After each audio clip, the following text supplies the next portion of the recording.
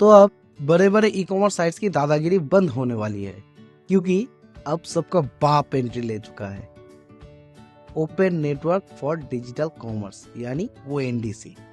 Hello दोस्तों, welcome to our channel chart decoder. तो आज हम बात करेंगे ओपन नेटवर्क फॉर डिजिटल कॉमर्स यानी ONDC के बारे में।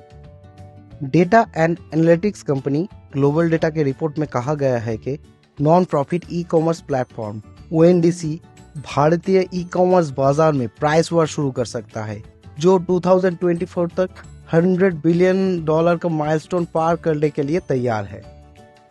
Bhim unified payment interface that is UPI और रुपे क्रेडिट कार्ड के बाद ONDC डिजिटल इकोनॉमी बनाने के लिए भारत सरकार की लेटेस्ट इनिशिएटिव है। सरकार ने ONDC को बड़े, मध्यम और छोटे स्तर के बिजनेसेस के लिए एक ओपन ऑनलाइन सेल्स प्लेटफॉर्म के रूप में लॉन्च किया है। साथ ही साथ ग्लोबल डेटा के कंज्यूमर एनालिस्ट बॉबी वर्गीज ने कहा, क्योंकि ये मैन्युफैक्चरर, ट्रेडर और फूड सर्विस ऑपरेटरों के लिए direct to consumer sales platform के रूप में काम करता है, इसीलिए ONDC भारत का ह्यूज अनऑर्गेनाइज्ड सेक्टर को डिजिटलाइजेशन की गति दे सकता है। टेक पायनियर नंदन नीलकेनी, जो कि इन्फोसिस के को फाउंडर है और आधार के लिए जिम्मेदार व्यक्ति माने जाते हैं, वो ही इस ONDC प्रोजेक्ट के पीछे मास्टरमाइंड है। वास्तव में ONDC ऑनलाइन शॉपिंग के लिए वही कर सकता है जो UPI ने डिजिटल पेमेंट के लिए किया, यानी one Meta store, one everything store for all your shopping needs. Imagine कीजिए, Amazon, Flipkart, Myntra, Nykaa, big basket, Zomato, Paytm, यहाँ तक कि ओला, उबेर भी सिर्फ एक ऐप पर, जो ONDC में प्राप्त होगा। The one app for all your apps. Food, fashion, payment, travel all in one. कोई भी बायर किसी भी सेलर के साथ जुड़ सकता है जो कि प्लेटफॉर्म के लिए साइन अप करता है, और ये केवल एक ही स्थान पर एप्पल फोन या एप्पल फ्रूट खरीदने के लिए ऑर्डर देने के लिए नहीं है, बल्कि आपको यहाँ पे सबसे बेस्ट डील और बेस्ट प्राइस भी मिलता है। कैसे? सिंपल, ज्यादा चॉइसेस का मतलब कंज्यूमर्स के हाथ में ज्यादा पावर। जब आप और मैं एक ही पेज पे एक पर्टिकुलर प्रोडक्ट के लिए Amazon, फ्लिपकार्ट और अदर ई कॉमर्स साइट में दी गई कीमतों की तुलना कर पाएंगे, एक ही पेज पर जोमेटो और स्विगी की तुलना कर पाएंगे, तो ये ऑटोमेटिकली प्लेटफॉर्मों की बेस्ट प्राइस के लिए कम्पीट करेगा, उनकी प्राइसिंग पावर को कम करेगा, और फिर by hidden charges, hidden inflated delivery rates. ONDC में प्रैक्टिकली पूरे डिजिटल कॉमर्स स्पेस को डेमोक्रेटाइज करने की क्षमता है। आइए देखते हैं कैसे। ONDC SMEs या आपके ग्रोसरी स्टोर ओनर्स और इकोनॉमी के लिए क्या कर सकता है? भारत में कई ई कॉमर्स वेबसाइट है, लेकिन उनमें से दो, फ्लिपकार्ट और Amazon, भारत के ई कॉमर्स बाजार के 60% हिस्से पर नियंत्रण रखती है। ये एक ऐसा बाजार है जिसे सरकार को दशक के अंत में $60 बिलियन तक बढ़ने की उम्मीद है। लेकिन यहाँ एक समस्या है। प्रॉब्लम क्या है? क्योंकि प्रेजेंट में आपके पसंदीदा ऐप या करीबी नेटवर्क कई small players, retailers, delivery farms, grocery stores को बाहर रखते हैं, जो भारत के रिटेल सिस्टम की बैकबोन माने जाते हैं।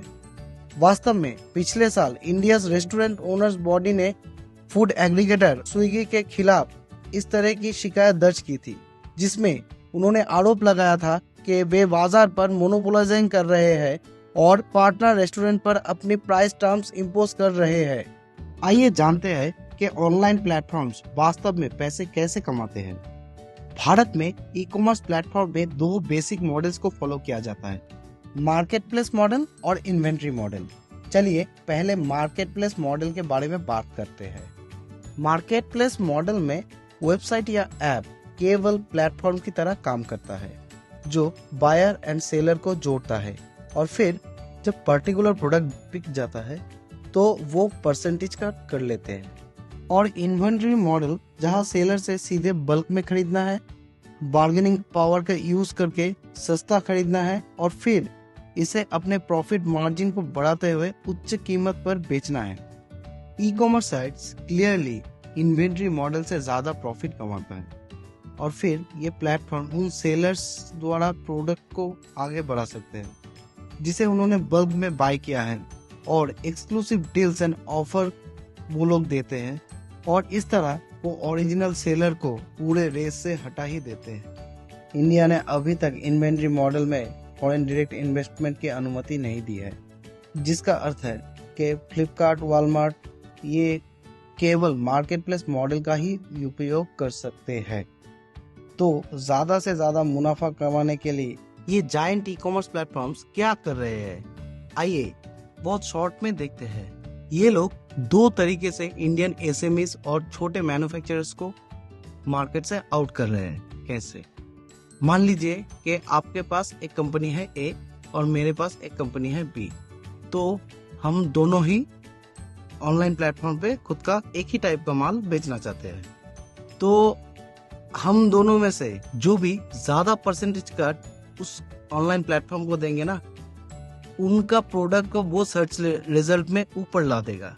तो क्या होगा, जब कोई बंदा वो प्रोडक्ट सर्च करेगा तो सबसे पहले उसको आपका प्रोडक्ट दिखाई देगा। क्यों? क्योंकि आपने परसेंटेज का ज्यादा उनको दिया है, खुद का प्रॉफिट कम करके।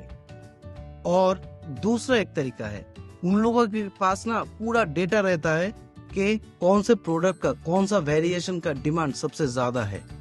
तो मान लीजिए आपने कोई प्रोडक्ट बनाया और उसका डिमांड मार्केट में बहुत बढ़ गया, तो वो लोग क्या करेंगे, जैसे मान लीजिए कोई एसी है, तो एसी तो सबका ही आता है, मगर कोई पर्टिकुलर एक वैरायटी का डिमांड मार्केट में बढ़ गया, तो वो लोग क्या करेंगे, एक छोटा फैक्ट्री खरीद लेंगे जो नहीं चला पा रहा है कोई भी, और उसमें उसी वेरिएशन का प्रोडक्ट सेम चीज वो बनाएंगे और बेचेंगे जो कंपनी इसको बेच रहा था उससे कम दाम में। तो क्या होगा, कंपटीशन से वो कंपनी भी आउट हो जाएगा।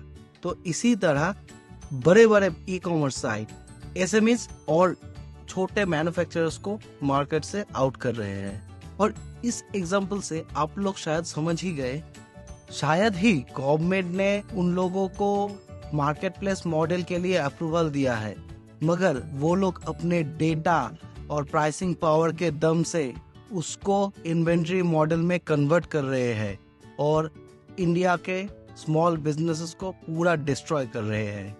तो अब इस बड़े बड़े ई कॉमर्स साइट की दादागिरी बंद करने, स्मॉल बिजनेसेस को बचाने और जो रिटेल सिस्टम है जिसको इंडिया का बैकबोन माना जाता है इकोनॉमी का, उसको ठीक करने के लिए मार्केट में ओएनडीसी उतर चुका है।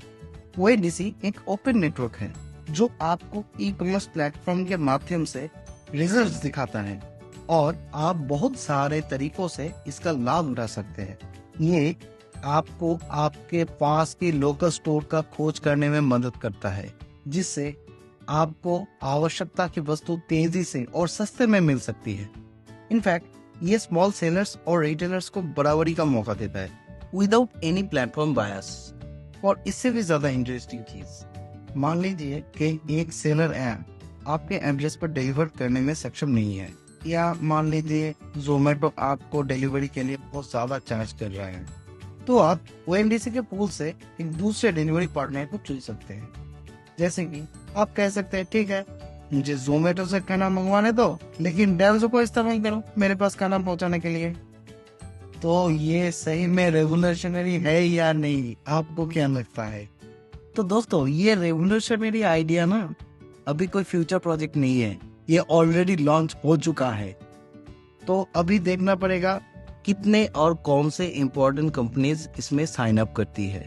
आखिरकार इस पर निर्णय उनका है, क्योंकि अभी तक हम जानते हैं कि कई बड़ी टेक कंपनियां, स्मॉल बिजनेसेस और बड़े बैंक्स ओएनडीसी के पूरे नेटवर्क में शामिल हो गए हैं।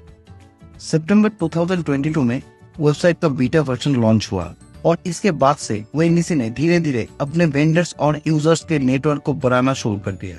तो दोस्तों, अंत में यही कहना चाहूंगा कि ओएनडीसी के पास एक बहुत ज्यादा पोटेंशियल है इंडियन ई कॉमर्स लैंडस्केप को रीशेप करने का, और फ्यूचर में ये भी एक बड़ा देखने का विषय रहेगा कि ये ओएनडीसी कैसे हमारे स्मॉल बिजनेसेस, एसएमईज और रिटेल ट्रेडर्स को सपोर्ट देता है और बड़े बड़े जो ई कॉमर्स साइट्स है उन लोगों का दादागिरी कैसे बंद करता है।